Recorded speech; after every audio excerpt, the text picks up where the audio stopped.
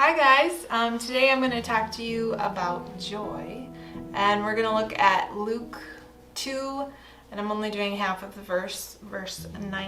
half of the passage, 2 verse 19. And it says, "But Mary treasured up all these things, pondering them in her heart."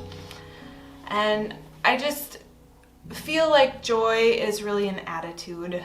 It's a way of living your life. And at Christmas time, I like to think about Mary.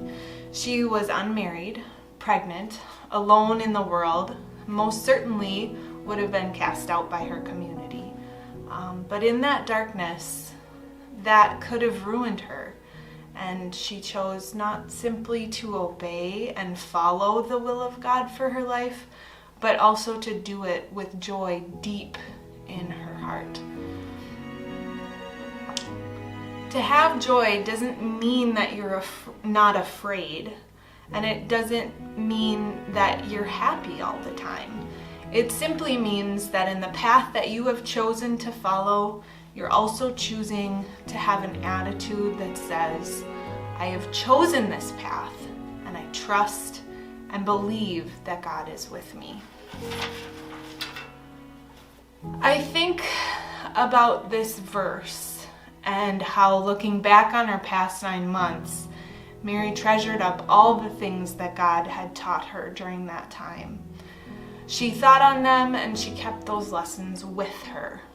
And I can imagine as she's standing at the cross 33 years later, that she probably revisited this again and let the joy of loving and trusting God live in her heart.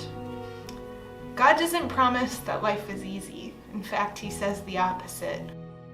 Jesus says, "In this world you will have trouble, but take heart, I have overcome the world." He promises that he's going to be with us in every darkness, no matter what. Our trust that he is there can bring us supernatural joy that brings us through any darkness into the heart of eternal joy.